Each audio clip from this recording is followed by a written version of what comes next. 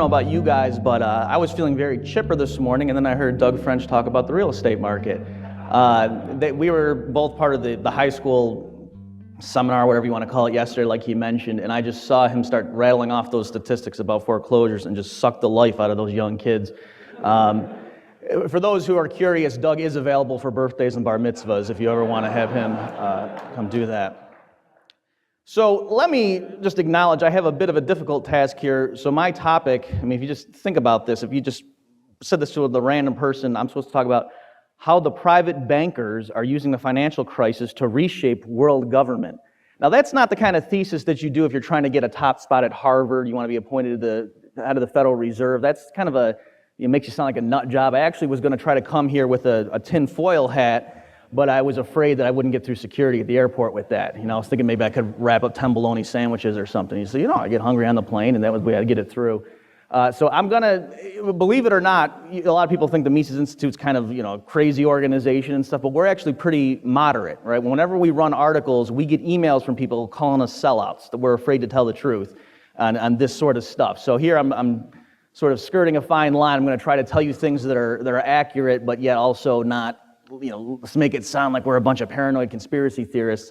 But some of this stuff really is sort of crazy. So in terms of balancing that act, I'm going to first talk about more theoretical things, just give you the theory as to why what's been happening over in Europe in particular and what central banks have been doing in response, why that's just wrong theoretically. And then after that, I'll give you some real-world anecdotes just to show you where these people are coming from who are very suspicious about what's happening. And it seems like certain powerful people are steering events, if you will, to benefit them, and it's not the average person holding currency or the average taxpayer who's benefiting from all this.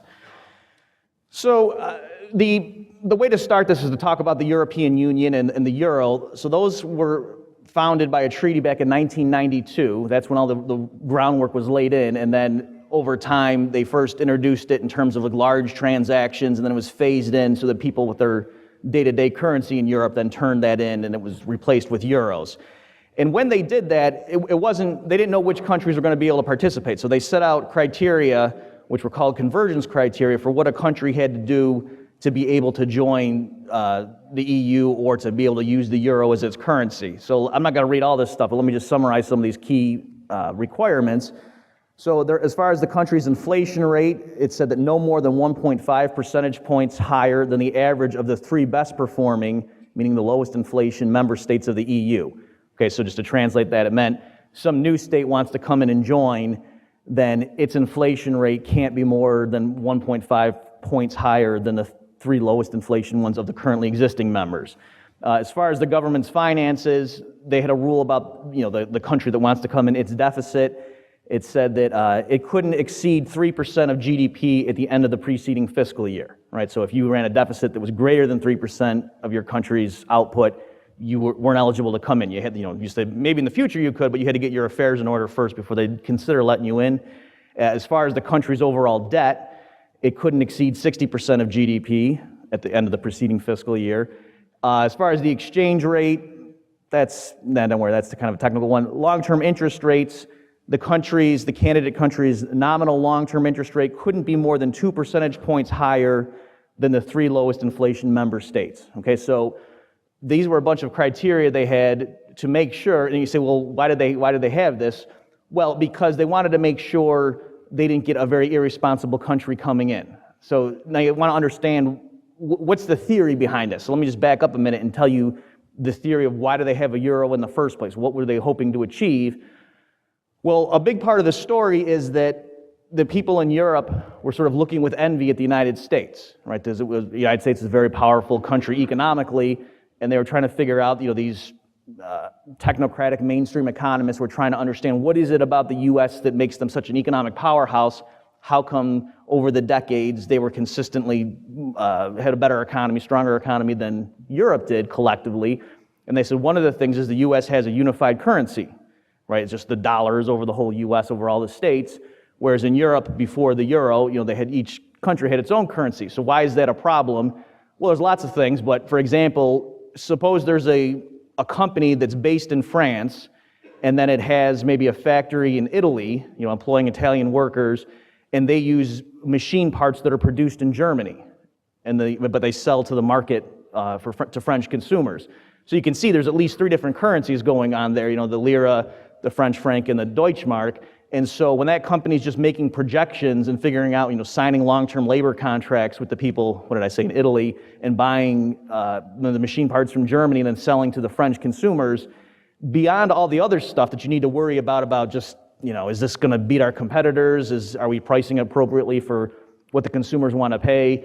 Are we paying too much in pension for our workers? Besides all of that stuff that any business has to worry about, they also have to worry about currency movements. And sure, you can hedge yourself and do things like that, but you can just see how that's an extra layer of complexity and uncertainty and just transaction costs. So the theory was, other things equal, if we could just have one currency for the whole euro area, then that would put us on an even footing with the United States, and maybe then we could compete. So that's what they were trying to achieve. But then you think, okay, well, surely then if that's the rationale, the more the merrier, right? It wouldn't work to just have everybody in Paris use the same currency, right? You'd want to have a big thing, because we just said that France having its own currency wasn't big enough. We wanted it to be bigger than just France or bigger than just Germany. So then again, coming back to why did they have all these criteria? How come they were being very selective, at least on paper, about which countries they would let in? It was because they weren't stupid. They understood the dangers that if some irresponsible country that historically is a very, let's call it a populist government, and they have lots of big spending programs, and then when they get into trouble, they just run the printing press. I mean, can you imagine? I know that sounds alien to us. But again, these people are just worried about hypothetical. They're sort of like science fiction writers worrying about aliens here, right? So they were concerned. They said, look at, especially like Germany, which was very austere and conservative in terms of monetary policy, because they had had such a horrible experience in the interwar period, right? So the Germans had this tradition of the worst thing in the world that you can do to your country is to destroy the currency. That trumps anything else. I don't care how much the unions are complaining. I don't care what the budget deficit is. You do not destroy your currency, because that's just awful. That's unacceptable. So the Germans, more than anyone else, were very concerned. So that's why they insisted on these rigid rules, because again, they didn't want to merge with some irresponsible group. And then based on how, because if you're all subject to the same currency called the euro here, who determines how many euros get printed? Who's in charge of that? And the Germans knew, if we join with all these people, we're not going to be the ones necessarily calling the shots 10 years down the road. And so we want to make sure there's a system in place where we don't end up being, bailing out irresponsible governments. Okay, so again, just like with the US Constitution, you can see how well these safeguards worked out in practice. But that was the theory. So now what's happened, and I don't have that much time, and like I said, I want to get to the juicy anecdotes that would fuel conspiracy theorists in a few minutes. So let me not spend too much time on the boring theory, but again, this is educational. I want to explain this stuff to you because it's funny. I mean, it's not ha-ha funny, but it's funny in terms of anything that an economist could say being funny, is that the way the interventionists have spun this, it's just ludicrous, right? So more than any other currency in the history of civilization, the euro is, first of all, a fiat currency. It was never linked to anything else, right? Whereas the lira and the Deutschmark and so on, I mean, you could sort of trace, they were fiat currencies when they were phased out, in, depending on when you date it, 99 or 2002. But historically, the reason the people used them was because there had been a link to gold or silver, a long time ago. Just like with the dollar right now, it's a fiat currency, but the reason we all use dollars historically is because at one point, it was linked to gold or silver, right? So it's the same thing with these, whereas the euro was completely a creation out of these technocrats' minds, right? This was designed by people, and it's not even just Keynesians here. I mean, this is like a mainstream indictment that it was actually guys like Robert Mundell, if you know him, were some of the people behind this in terms of, it was called optimal currency area theory. So the euro, if you're going to get mad at technocratic economists for screwing things up, the euro is clearly the thing that they're most responsible for. So if it worked, that would be a strike against the Austrians and the fuddy-duddies who believed in gold. And if it didn't work, that should be a strike against the people who believe in fiat currency. So how do guys like Paul Krugman and so forth interpret what's happening? Because clearly it's not working. There's a crisis, there's a euro crisis, that these safeguards didn't work, the claims that the euro would make Europe an economic powerhouse and so on. I mean, those things were wrong. Clearly, the dangers of having the ability just to print up money to bail people out, that trumped whatever theoretical things you could do with a simplified model on a piece of paper and draw some charts and diagrams to show you why this is better than gold. Clearly, those abstract theories were wrong, and this was a dangerous thing. So how did Krugman and those guys, how did they spin this? They're saying, oh, well, the crisis right now, you know what the problem is? The problem's not that these other governments ran up huge debts thinking they were going to get bailed out, and that investors were stupidly lending to them at interest rates that would have been applicable to German bonds, but not to Greek bonds or Italian bonds. That's not the issue. For them, Krugman and those guys, they see the problem here is that Greece right now is under a pseudo gold standard. Okay? So it's the gold standard's fault. It's the gold standard's fault that this fiat currency that was never in its history tied to commodity in any way is blowing up in our face. It's the fault of gold. I mean, duh. So now just to understand, how could he possibly say that? Well, here's his logic. He's saying, because what needs to happen, in Krugman's mind, is that the problem is that Greece right now, yeah, sure, they might have had a budget deficits that were a little bit irresponsible, but the fundamental problem with them right now is that, as you know, they have insufficient aggregate demand. That's always the problem. And they can't inflate it enough because the people in the private sector don't want to spend, the businesses don't want to invest because prospects are terrible. The government can't run bigger deficits right now because of the system that they're in. Their investors around the world are scared about taking on more debt, so their interest rates are spiking.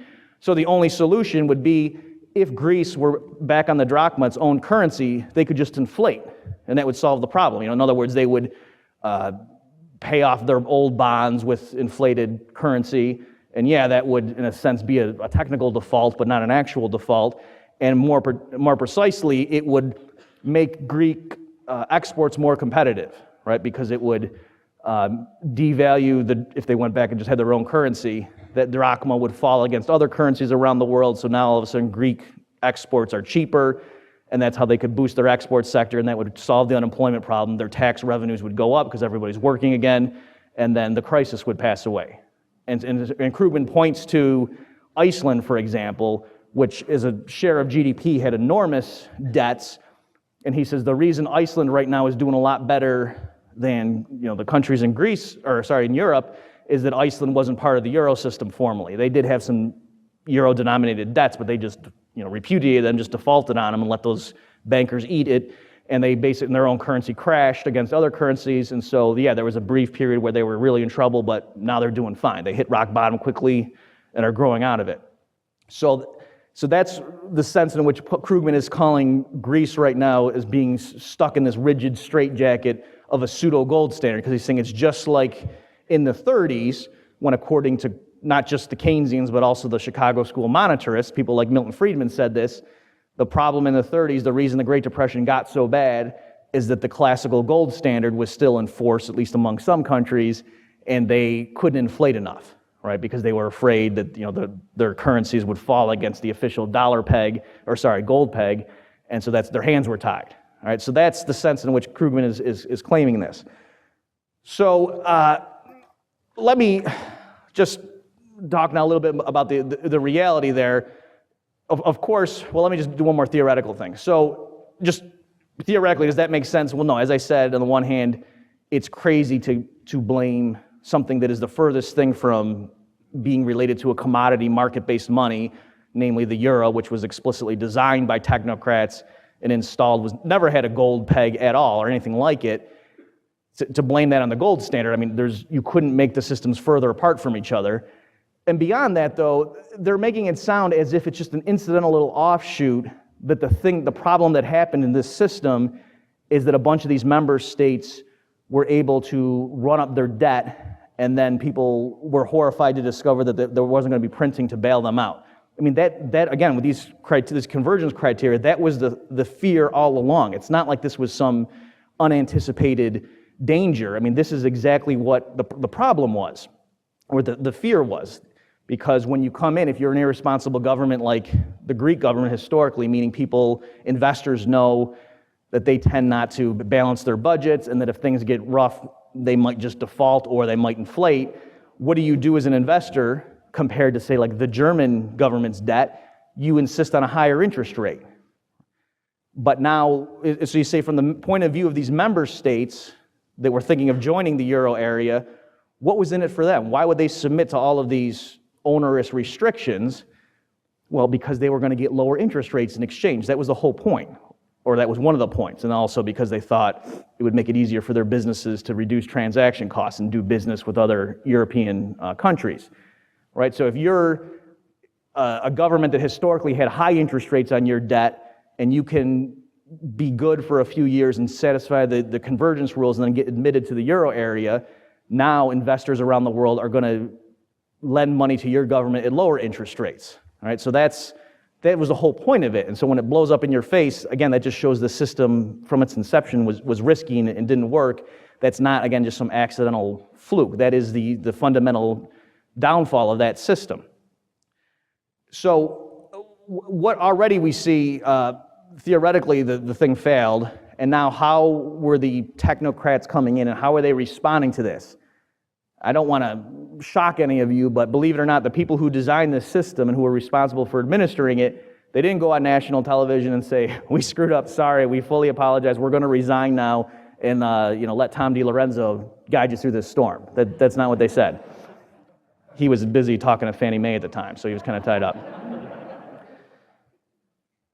Instead, what they said is, they said, we told you guys this would happen. Go look at the theory of optimal currency area, and it says, just to define that term, optimal currency area means if you have a fiat currency, geographically or in terms of how many people should be using it, right? Should the whole earth just be using one fiat currency, or should just one household be, should every household issue its own currency? And you can see that the households don't work, because then effectively we'd be back in barter. If everyone had, if I had a Murphy piece of paper and you guys had your own individual things, I mean, we wouldn't even consider that money. That would just be, who knows what it would be, but it wouldn't be money. So clearly you can't make it, it's not optimal to have every household issuing its own currency, but then again, even just having every city do it also doesn't work because there's so much trade going on among cities. But on the other hand, these guys like Mundell and these other mainstream economists, when they're talking about optimal currency area, they said it's not the whole planet. And so they were coming up with principles or models to say, how do we figure that out, at least theoretically? And they said part of what you want to have be the case is that the region that uses the same currency, ideally, there's free labor and capital mobility within that region, right? Because the idea is, let's say there's a localized problem, like in some sector over here where there's high unemployment, and this is connected using the same currency as these people over here. He said, well, it would be good if the workers or the people who are looking for jobs over here can just move over here where the jobs are. And so that way you don't have to have the currency in the whole area adjust, because it can't, right? Because if there's high unemployment here, what you want to have happen is have wages go down over here relative to over here.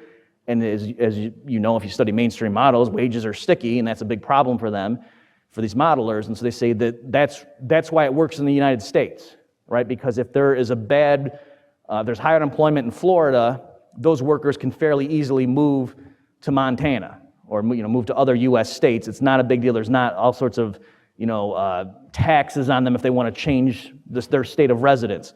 And so that's why it works for the U.S. as a whole country just to have the dollar, because there's mobility within inside. They say, in contrast, in Europe, it's not as easy to move around. And so if there's high unemployment in Greece, it's not as easy for those workers just to go move to Germany, right? That there's more obstacles. So that's one thing that they say, that the people who were skeptics of the euro from the beginning, and not just Austrian free market types, but even mainstream economists, some of them were saying, to their credit, from the very beginning, this isn't going to work. Just look at this textbook theory, optimal currency area, apply it to the conditions in Europe, and you guys are crazy. You're playing with fire. This might blow up in all of our faces.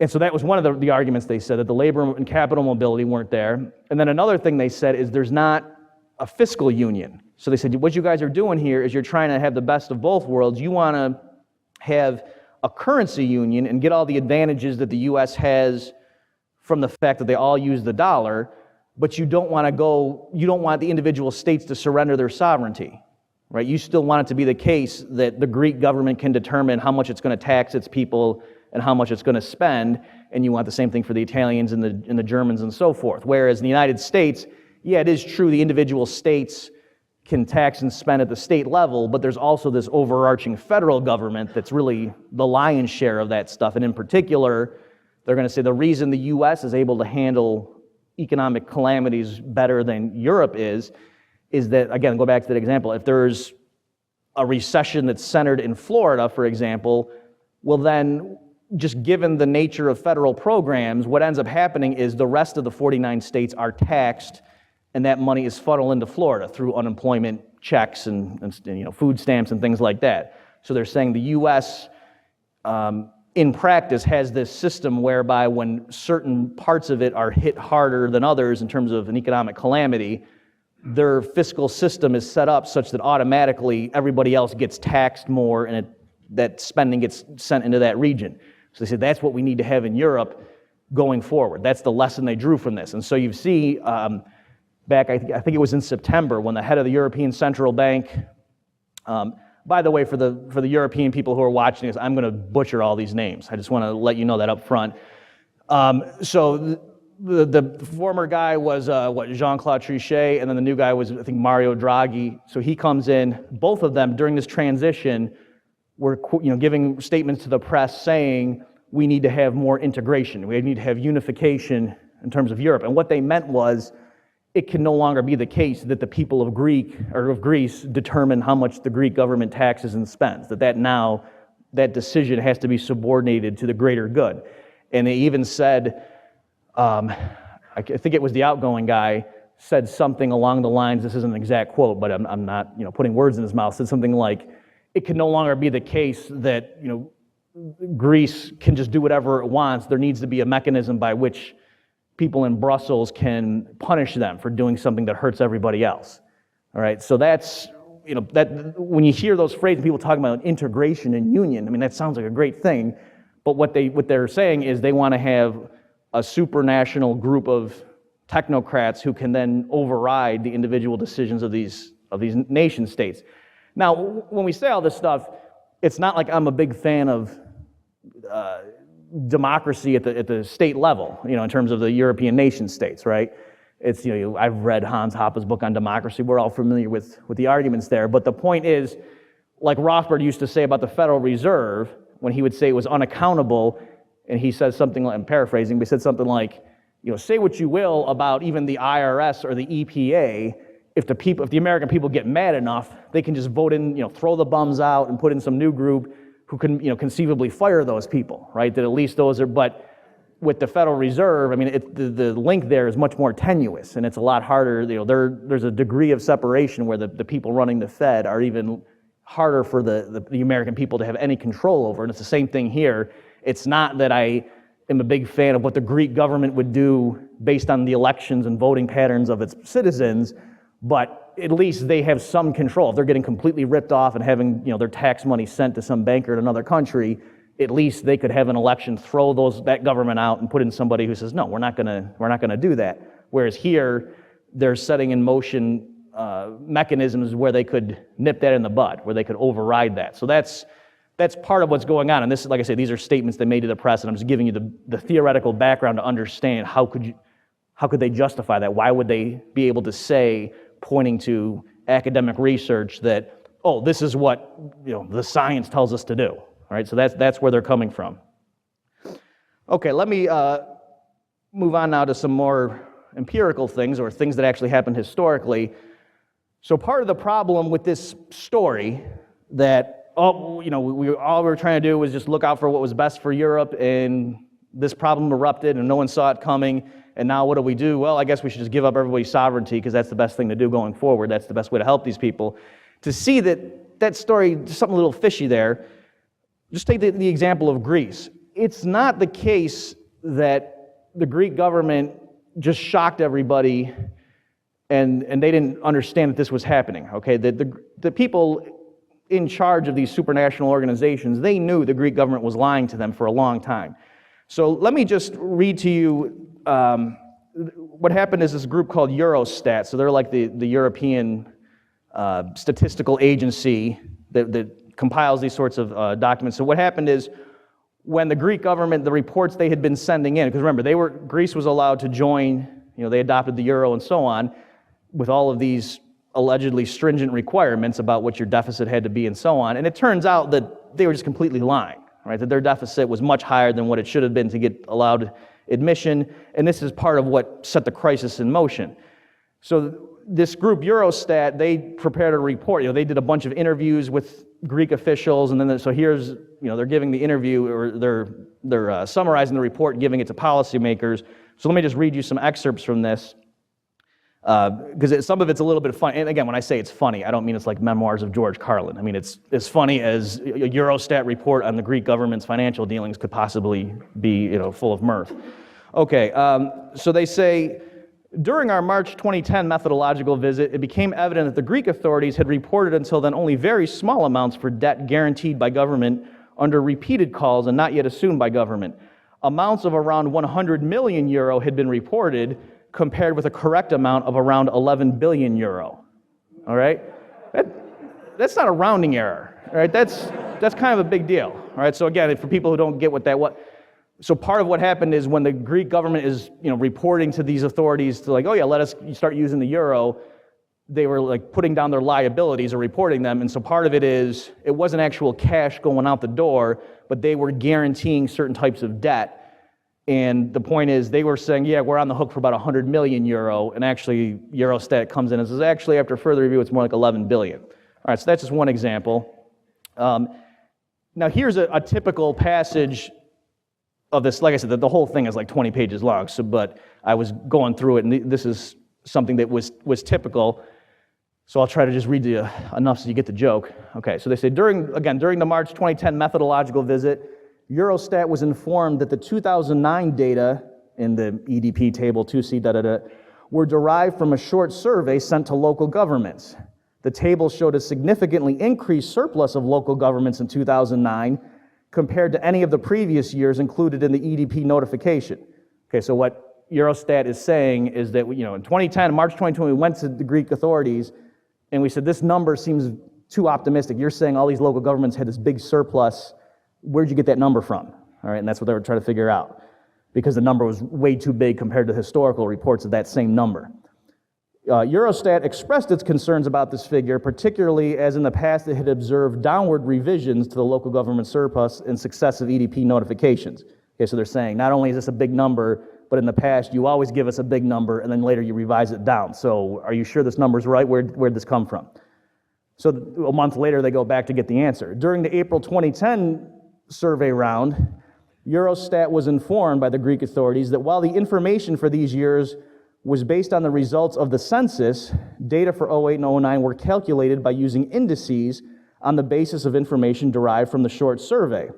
It was also mentioned that this information was provisional, as most of the municipalities were not able to provide finalized information earlier than October. Oh, okay, so they didn't have the data, so they used, the earlier. Okay, but just when were those surveys done? Concerning the data for municipal enterprises, Eurostat was informed that the reported data were based on an old survey conducted in 2002. And again, for those of you who have been dozing off or looking at your BlackBerry, the point is this was in numbers that were reported in 09 for the previous year, and Eurostat's raising eyebrows, and they say, oh yeah, that was actually based on something that was done in 2002, okay? And again, these numbers were well above historical trend and helped minimize how bad things looked, because they were saying, oh, we got these local surpluses. And the people in 2002 knew that that was going to be necessary 6 years later. Okay, as far as the people who like to bring up Goldman Sachs and everything, any of these scandals, Goldman Sachs is always there on the scene. Wherever there's corruption, we'll be there. So here, what they did, let me just see how we're doing on time. Okay. What happened here is, and this was, the press picked up on this, so there's all sorts of things that the Greek government was doing to minimize how bad its books were, okay? But the point is, they never satisfied these convergence criteria. They never should have been allowed into it, and that's what I'm saying, that this wasn't just some honest mistake. I mean, the people who were administering this system knew full well that they were going to come in, and then we can talk later about, well, why would they do that? Why would they let these people come in if they were violating the rules? But clearly, people, shady stuff is going on. I think they were just surprised at how shady it was when the true facts came to light. But one of the things, so this was by no means the only thing, but one of one of the tricks was that Goldman Sachs when was this? I think it was in 2001. I'm not sure about that. They came in and they let the Greek government engage in a currency swap. And what happened is that it was basically, economically speaking, it was like a loan of 2.8 billion euros at the time.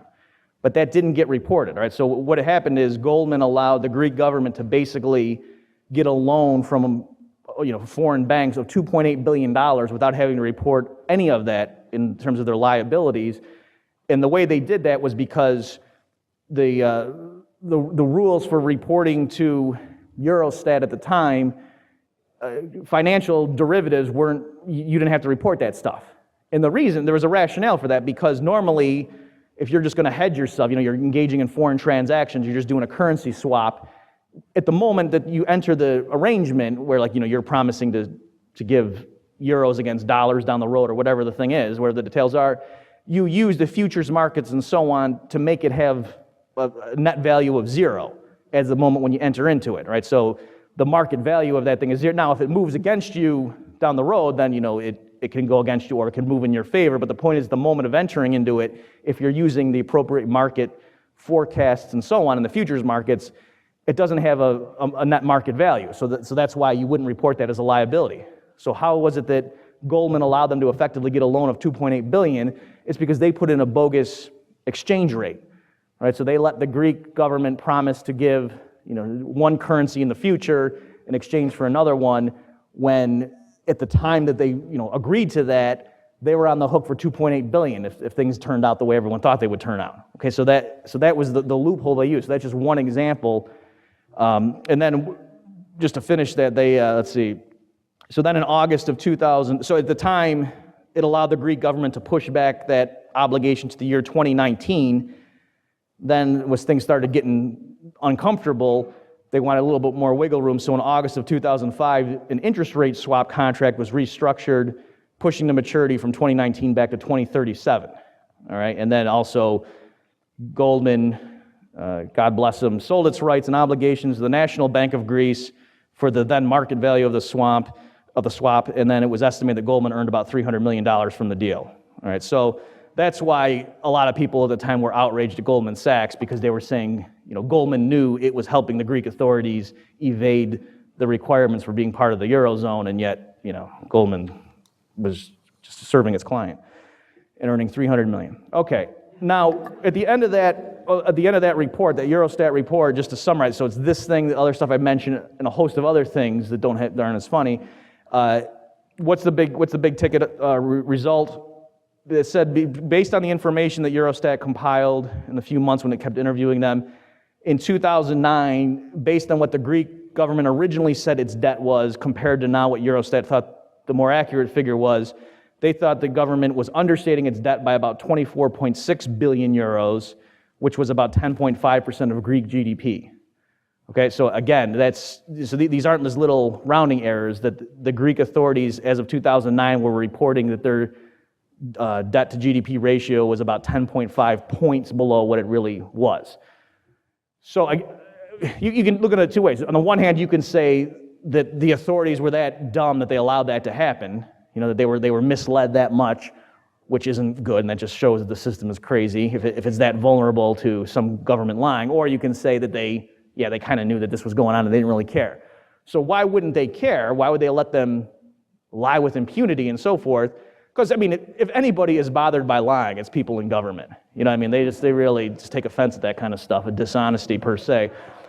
But if you start thinking, well, no, because, what happens there is banks make loans to governments, and then if they think that, if trouble arises, they're going to get bailed out by the ECB, for example, or the taxpayers in stronger countries like Germany and so forth, well, then it's okay. You want to, just like what happened here in the mortgage crisis.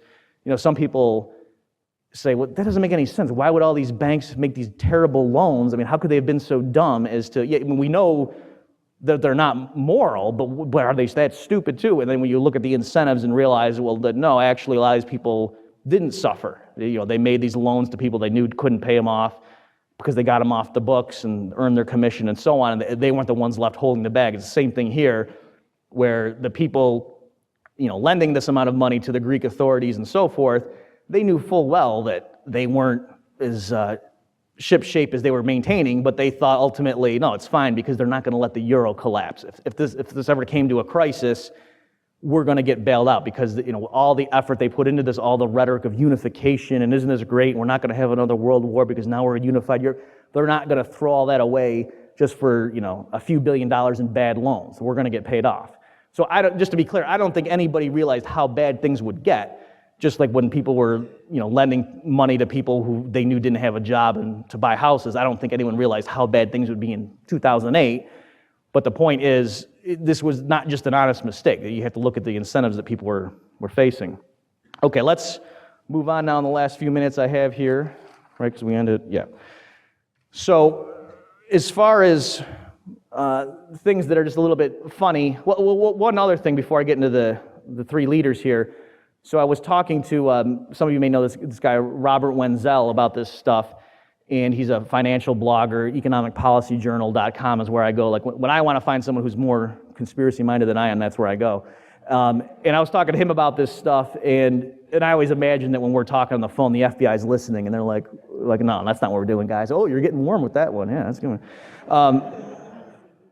So part of what right now, what's happening is, the U.S. authorities, in conjunction with other governments, are sort of putting the screws on the Iranian central bank, and so they're telling other central banks around the world, if you have any dealings with Iran in terms of their oil exports, we're going to penalize you.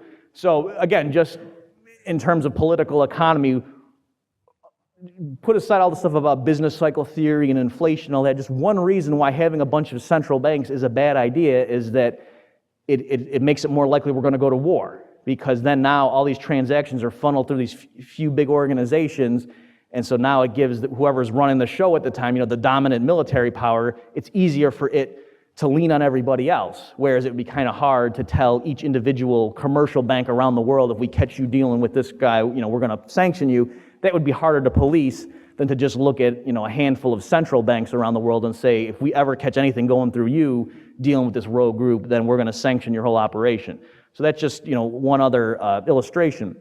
Okay, but in the few minutes I have left, let me just show you why these some people, when they look at what's happening in Europe, they will say that, oh yeah, it's the bankers are cleaning house and they're installing people that are going to serve them. So here, all I'm going to do is just read you things from Wikipedia or mainstream news articles. This doesn't prove that there's anything untoward going on, but there does seem to be a pattern. Okay, so three countries that obviously were in trouble: Spain, Greece, and Italy. So let me just quickly explain. And they all recently had their heads of government replaced with somebody else. And just the pattern seems to be that the people that were put in position are probably not the worst mortal enemies of Goldman Sachs. So let me just explain some of this. So in Spain, and again, for the foreign viewers, I'm just going to butcher these names, I apologize.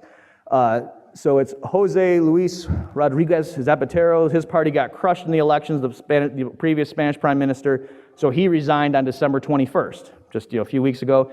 He was replaced by Mariano, and I don't know if it's Rajoy or Rajoy, I don't know if it's a silent J, I'm sorry. So this guy, now he actually isn't an economist himself, but he named his Minister of Economy as Luis de Guindos, and this guy has a PhD in economics from a university in Madrid. Between 2006 and 2008, he was the CEO of Lehman Brothers for Spain and Portugal, and in 2009, he worked as senior partner at PricewaterhouseCoopers. Okay, so he's probably not the poster child of Occupy Wall Street, this guy. Okay, but all right, but what do you expect, Bob? There's a financial crisis. Of course, the incoming, Prime Minister of Spain is going to appoint a guy who knows the financial markets. That's not a big, okay, fair enough. Greece, the previous Prime Minister was George Papandreou. He resigned on November 11th, okay, just a couple months ago. He was replaced by Lucas Papademos. Now, Papademos himself is the economist. So here I'm talking about the new Greek prime minister. I'm not talking about somebody he appointed. I'm talking about this is the prime minister now, the guy who's running the show. He has a doctorate in economics from MIT. He taught economics at Columbia from 75 to 84, and then it was the University of Athens. He has served as senior economist at the Federal Bank of Boston. He joined the Bank of Greece in 85 as a chief economist. let's see, he was involved at that time with the Greece's transition from the drachma to the euro. After leaving the Bank of Greece in 2002, he became vice president to Duisenberg and then Trichet at the European Central Bank. And he's just as a little bone to the real conspiracy theorists. He was also a member of the Trilateral Commission. Those people like that kind of stuff. Okay. And then my favorite one is what happened in Italy. So there, the previous prime minister was, of course, Silvio Berlusconi, who, you know, big media mogul, billionaire, and so forth. Also, apparently has a weakness for the ladies. He resigned in November 16th. Okay, so you see how this all boom, boom, boom. And these were all within like about a month of each other, that these three heads of state are out and these new people are put in. So who did he get replaced by? And again, here I'm talking about the prime minister. I'm not talking about, you know, the person he appointed. This is the person. So he was replaced by Mario Monti, who got his degree in economics from Yale University. He taught at the University of Turin, and then he's been the president and so forth. Okay, he was appointed in '94 to the European Commission. In a capacity as a European Commissioner from '95, he was responsible for the internal market, financial service, and financial integration, customs, and taxation. This is from Wikipedia.